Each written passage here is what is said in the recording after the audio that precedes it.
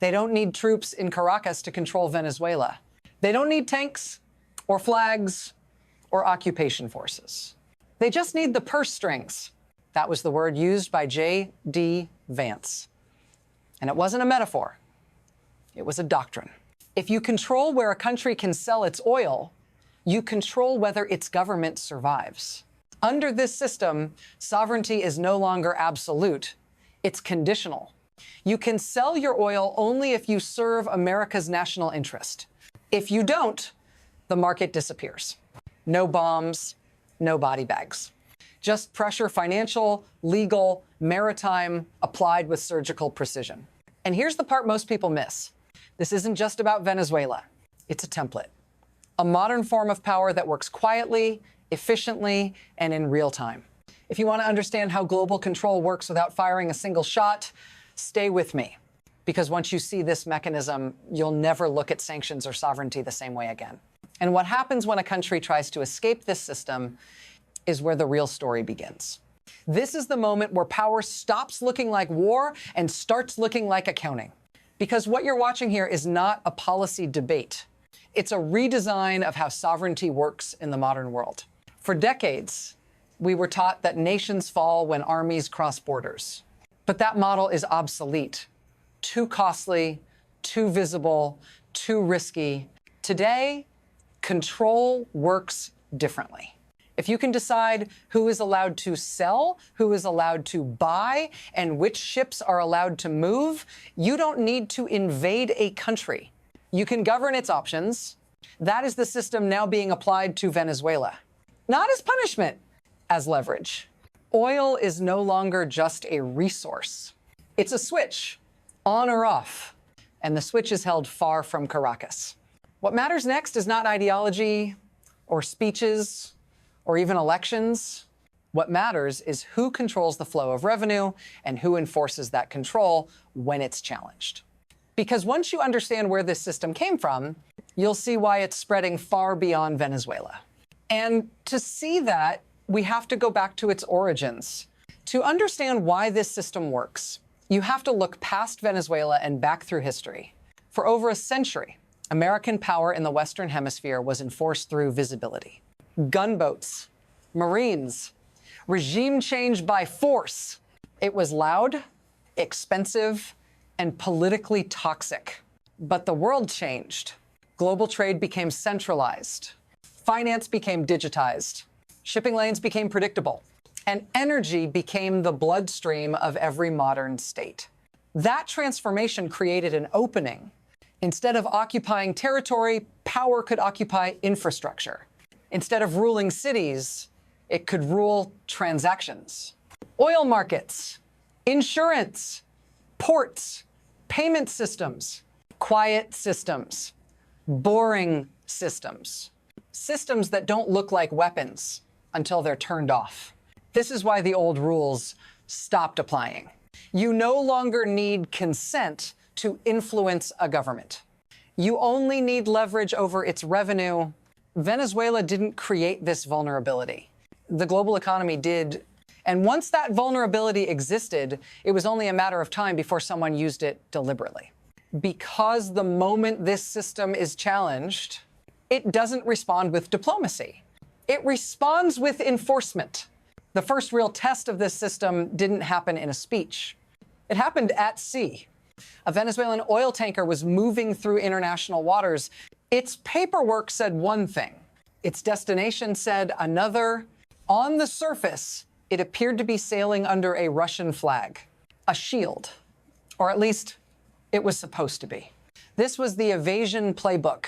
Hide the oil, reflag the ship, route it quietly to buyers in China or Iran, slip through the cracks of the sanctions regime, but this time, the crack closed. U.S. authorities identified the vessel as a fake, not Russian, Venezuelan linked. And instead of backing off, Washington made a decision. They took it anyway. No negotiations, no warnings, just enforcement. The tanker was seized, the cargo was gone, and with it, the illusion that flags still protect ships in this system. This was the moment the doctrine became real. not words, not policy papers. Action. And if you think this was about one ship, you're missing what that seizure was designed to signal. Because the message wasn't just for Venezuela. What you just saw was not an isolated seizure. It was the visible edge of a much deeper mechanism, because the real weapon here is not the Navy, it's the system behind it. Every barrel of oil moves through a chain. Shipping registries, insurers, ports, banks, clearing systems. Each link looks civilian, technical, apolitical. But taken together, they form a choke point. When the United States decides a shipment is illegitimate, it doesn't argue ideology. It flips, switches. Insurance vanishes. Payments freeze. Ports close. Ships become liabilities overnight. This is how control scales. A government can still sit in its capital. It can still issue decrees. It can still claim sovereignty. But if it cannot monetize its resources, it cannot govern. That's the hidden logic of financial conditionality. Power no longer comes from territory. It comes from access. And access is revocable. This is why sanctions today feel different from the past.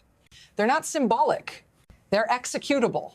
The tanker seizure was just the proof of concept, a demonstration that the system works and will be enforced. Because once a system like this exists, the next question is never if it will be used again. It's how far it's willing to go. And that question gets answered in the next escalation. After the seizure, the question wasn't whether the system worked. It was whether anyone would dare challenge it again. They did. The same networks kept moving oil, different routes, different paperwork, same objective. Keep revenue flowing, keep the regime alive. And that's when the confrontation widened. This time, the signal wasn't subtle. When diplomatic pressure came from Russia, the answer was blunt: stop following the ship. Washington didn't. They took it anyway. That decision mattered more than the cargo itself, because it shattered a long-held assumption that great power flags still guarantee protection. They don't. Not here. Not anymore. This was a red line being enforced in real time. Not in a press release, in steel, crews, and seized barrels. From that moment on, every actor watching understood the new math. If Russia wouldn't or couldn't intervene over a tanker, then no one was coming to save the flow. And once that realization set in, the pressure stopped being abstract. Because systems don't just break governments, they break lives. And that's where this story turns from geopolitics to you. When systems like this tighten, they don't hit governments first. They hit people. If you live inside an economy built on one resource, and that resource suddenly can't be sold, everything around you slows and then stops. Salaries arrive late, hospitals run short, imports disappear quietly from shelves. You don't see sanctions, you feel them. And the most dangerous part is that none of this looks like violence. There are no explosions, no invasions, just waiting lines. Uncertainty. This is how pressure becomes personal. You are told it's temporary, that it's necessary, that it's for stability. But stability doesn't pay rent. It doesn't fill pharmacies. It doesn't keep families intact. This is the moral tension at the center of the strategy. A system designed to avoid war still creates casualties. If you're watching this and thinking, this has nothing to do with me, to remember this: systems like this don't stay local. They expand. And once normalized, they don't ask who deserves the pressure. They ask only one thing: can it work again? What happens in Venezuela doesn't stay in Venezuela. Because the moment this system proved effective, it stopped being regional. It became global. Every major power took note, especially China, Russia, and Iran. Not because they sympathize with Caracas, but because they recognize the precedent. If access to markets can be switched off here, it can be switched off anywhere. Energy routes harden into fault lines. Shipping becomes a strategic gamble. Neutrality becomes expensive. This is how financial conditionality reshapes alliances. Countries don't choose sides based on values anymore. They choose based on exposure.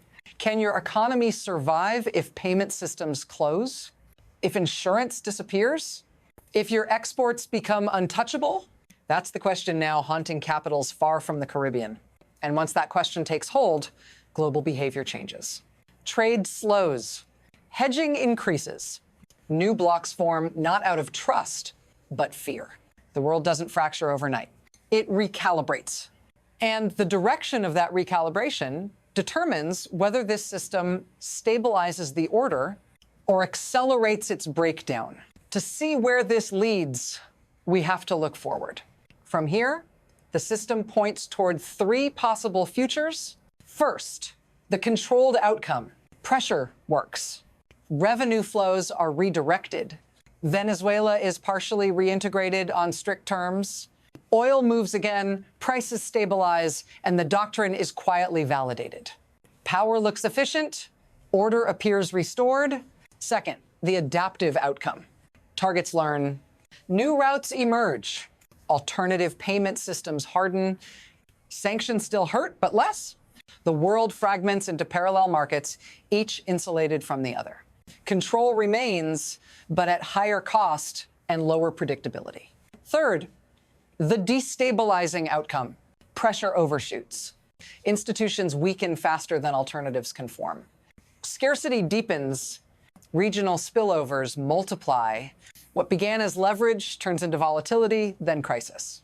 None of these futures depend on ideology. They depend on calibration. How much pressure is enough? How much breaks the system you're trying to control? That's the paradox of modern power. The same tools that prevent war can quietly manufacture instability. And once economic coercion becomes the default language of geopolitics, every crisis starts to look solvable until it isn't. Because the final question is no longer whether this system can be enforced. It's whether anyone can stop using it. And that brings us to what this really means. What you've just seen is not a story about Venezuela. It's a story about a world where power no longer needs permission.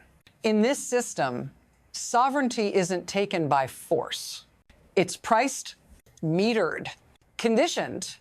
Markets replace armies, shipping lanes replace borders, and control hides inside procedures that look technical until they decide who eats and who waits. This is why the most important battles today don't make headlines. They happen in registries, clearinghouses, and maritime databases. Quiet places, decisive places. And here's the uncomfortable truth. Once a tool like this proves effective, it doesn't stay exceptional.